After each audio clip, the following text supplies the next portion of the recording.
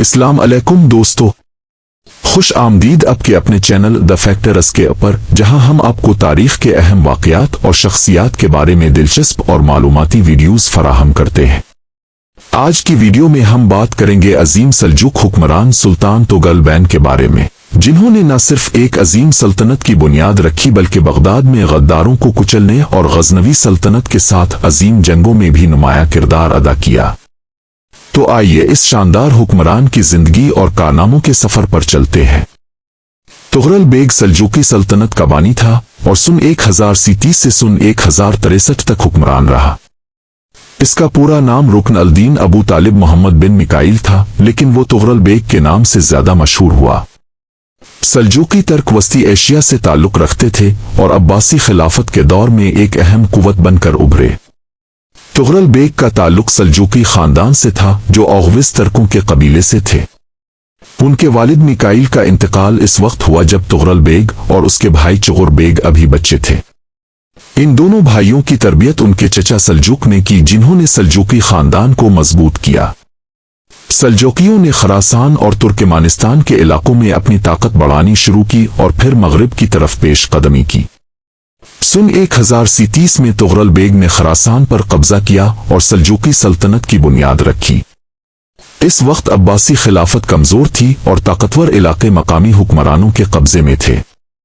Tughril bag نے عباسی خلیفہ القائم باللہ کی مدد کی اور مختلف علاقوں کو فتح کر کے خلافت کی حفاظت کی۔ عباسی خلافت اور بغداد کی فتح۔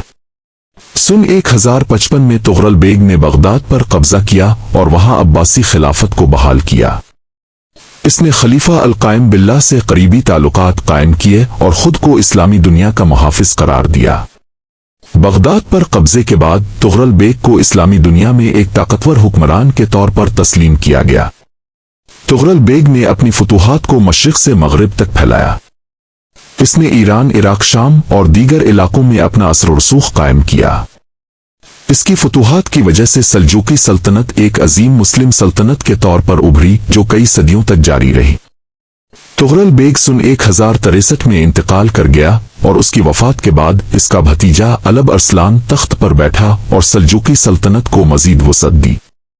تغرل بیگ کو سلجوقی سلطنت کا بانی سمجھا جاتا ہے اور اس کی حکمرانی نے اسلامی دنیا میں ایک نئی طاقت کو جنم دیا۔ تغرل بیگ کا دور ایک اہم سنگ میل تھا جس نے وسطی ایشیا کے ترکوں کو اسلامی دنیا میں ایک اہم مقام پر لا کھڑا کیا۔ اس کی فتوحات نے عباسی خلافت کو محفوظ کیا اور اسلامی تہذیب کو مضبوط کیا۔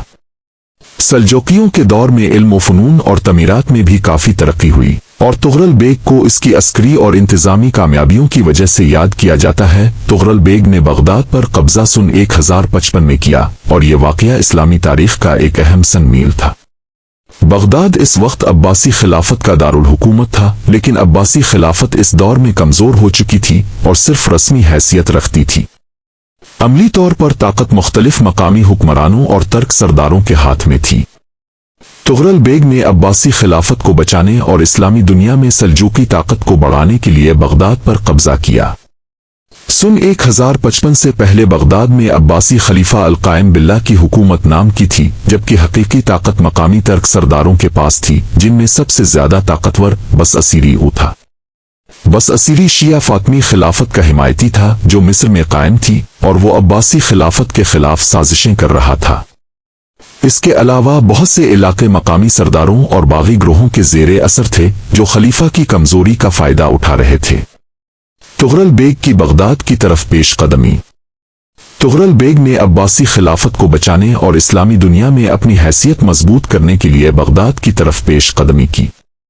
خلیفہ القائم باللہ نے تغرل بیگ کو دعوت دی تاکہ وہ بس اسیری اور دیگر باغی گروہوں کا مقابلہ کر سکے۔ تغرل بیگ پہلے ہی مشرقی ایران اور وسطی ایشیا میں اپنی طاقت کو مضبوط کر چکا تھا اور عباسی خلافت کے ساتھ اس کا اتحاد اسے ایک مضبوط مذہبی اور سیاسی مقام دلوا سکتا تھا۔ سن 1055 میں تغرل بیگ نے اپنے لشکر کے ساتھ بغداد میں داخل ہونے کا ارادہ کیا۔ بغداد کے مقامی حکمران اور باغی گروہ اس وقت کمزور ہو چکے تھے اور تغرل بیگ کی فوج کے سامنے زیادہ مزاحمت نہ کر سکے۔ تغرل بیگ نے بغداد میں امن و امان قائم کیا اور بس اسیری کو شکست دی جو فاطمی خلافت کا حامی تھا۔ تغرل بیگ اور عباسی خلیفہ کا اتحاد۔ جب تغرل بیگ بغداد میں داخل ہوا تو خلیفہ القائم باللہ نے اس کا شاندار استقبال کیا اور اسے ای سلطان کا لقب دیا۔ تغرل بیگ نے عباسی خلافت کو بحال کیا اور خلیفہ کو سیاسی طور پر محفوظ کیا۔ اس طرح عباسی خلافت کی ظاہری حیثیت تو بحال ہو گئی، لیکن عملی طور پر طاقت اب تغرل بیگ اور سلجوقیوں کے ہاتھ میں تھی۔ تغرل بیگ نے خلیفہ کی طرف سے ای سلطان کا خطاب قبول کیا، جو اسے اسلامی دنیا کا سب سے بڑا حکمران بنا دیتا تھا۔ اس کے بعد تغرل بیگ نے اپنی فوج کے ذریعے بغداد اور دیگر علاقوں میں اپنا اثر و رسوخ قائم کیا اور عباسی خلافت کے ساتھ مل کر اپنے دشمنوں کا مقابلہ کیا۔ اگرچہ تغرل بیگ نے بغداد پر قبضہ کر لیا تھا، لیکن بساسیری نے سن 1058 میں ایک بار پھر بغاوت کی اور بغداد پر قبضہ کر لیا۔ تاہم تغرل بیگ نے دوبارہ فوجی طاقت کے ذریعے سن 1060 میں بغداد کو آزاد کروایا اور بساسیری کو شکست دے کر قتل کروا دیا۔ اس طرح تغرل بیگ نے نہ صرف بغداد بلکہ پورے عراق پر اپنی گرفت مضبوط کی۔ تغرل بیگ کا بغداد پر قبضہ ایک بڑی سیاسی کامیابی تھی، جس نے سلجوقی سلطنت کو اسلامی دنیا میں مرکزی مقام دلایا۔ اس کے نتیجے میں عباسی خلافت کو وقتی طور پر استحکام ملا اور تغرل بیگ نے اسلامی دنیا کے سب سے بڑے حکمران کے طور پر اپنی حیثیت کو مستحکم کیا۔ تغرل بیگ سلجوق خاندان کے بانی اور ایک عظیم فوجی جرنیل تھے، جنہوں نے اسلامی دنیا میں سلجوقی سلطنت کی بنیاد رکھی۔ ان کی سب سے بڑی جنگ دندانقان کی جنگ تھی، جو سن 1040 میں غزنوی سلطنت کے ساتھ لڑی گئی تھی۔ سلجوقی ترکوں کا تعلق اوغوز ترکوں کے قبیلے سے تھا۔ تغرل بیگ اور ان کے بھائی چغور بیگ نے سلجوقی خاندان کی قیادت سنبھالی اور ان کی حکمت عملی تھی کہ وہ اپنی طاقت کو بڑھا کر اسلامی دنیا میں ایک نیا سیاسی مرکز قائم کریں۔ اس مقصد کے لیے انہوں نے موجودہ خراسان کے علاقے میں قدم جمانا شروع کیا۔ غزنوی سلطنت اس وقت ایک بڑی طاقت تھی اور سلطان مسعود غزنوی اس کا حکمران تھا۔ تغرل بیگ اور چغور بیگ نے غزنوی سلطنت کی کمزوریاں دیکھتے ہوئے خراسان کے علاقے پر قبضہ کرنے کا منصوبہ بنایا۔ جب سلطان مسعود کو اس بات کا علم ہوا تو اس نے سلجوقیوں کو شکست دینے کے لیے ایک بڑی فوج تیار کی۔ یہ جنگ دندانقان کے مقام پر لڑی گئی، جو کہ خراسان کے علاقے میں موجود ہے۔ سلجوقیوں نے اپنے جنگی منصوبے کو بڑی حکمت عملی سے ترتیب دیا اور غزنوی فوج کے مقابلے میں عددی طور پر کم ہونے کے باوجود سلجوقیوں نے جنگی مہارت اور حکمت عملی کی بنیاد پر فتح حاصل کی۔ تغرل بیگ نے اپنی فوج کو مختلف حصوں میں تقسیم کر دیا تھا اور ان حصوں نے غزنوی فوج کے مختلف اطراف پر حملے کیے۔ اس سے غزنوی فوج میں انتشار پیدا ہوا اور وہ یکجہتی کے ساتھ لڑنے میں ناکام ہو گئی۔ دوسری طرف تغرل بیگ نے خود میدان جنگ میں قیادت کی اور ان کی بہترین حکمت عملی کی بدولت غزنوی فوج کو بھاری نقصان اٹھانا پڑا۔ اس جنگ کے نتیجے میں غزنوی سلطنت کی طاقت ٹوٹ گئی اور خراسان کا علاقہ سلجوقیوں کے قبضے میں آ گیا۔ اس فتح کے بعد تغرل بیگ نے اپنے اثر و رسوخ کو بڑھاتے ہوئے بغداد کی طرف پیش قدمی کی اور سن 1055 میں عباسی خلیفہ کی سرپرستی میں خلافت بغداد میں داخل ہوئے۔ اس کے بعد تغرل بیگ کو او سلطان کا لقب دیا گیا اور وہ اسلامی دنیا کے ایک بڑے حکمران کے طور پر ابھرے۔ دندانقان کی جنگ سلجوقی سلطنت کی بنیاد رکھنے میں ایک اہم موڑ ثابت ہوئی۔ اس جنگ نے نہ صرف غزنوی سلطنت کو کمزور کیا بلکہ تغرل بیگ کو اسلامی دنیا میں ایک مضبوط حکمران کے طور پر متعارف کرایا۔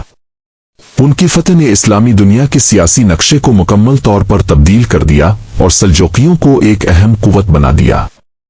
تغرل بیگ کی یہ فتح اسلامی تاریخ میں ایک اہم سن میل ہے اور ان کی جنگی حکمت عملی اور قیادت کی صلاحیتوں کی بہترین مثال ہے۔ دوستو، ہمیں امید ہے کہ آپ کو سلطان تغرل بیگ کے کارناموں کے بارے میں جان کر مزہ آیا ہوگا۔ ان کی سلطنت کی بنیاد بغداد میں غداروں کا خاتمہ اور غزنوی سلطنت کے ساتھ جنگیں تاریخ کے اہم اور دلچسپ پہلو ہیں۔ ویڈیو دیکھنے کا شکریہ۔ اگر آپ کو ہماری ویڈیوز پسند آئیں تو براہ کرم لائک کریں، کمنٹ کریں اور ہمارے چینل دا فیکٹر SK کو سبسکرائب کرنا نہ بھولیں تاکہ آپ کو مزید معلوماتی ویڈیوز ملتی رہیں۔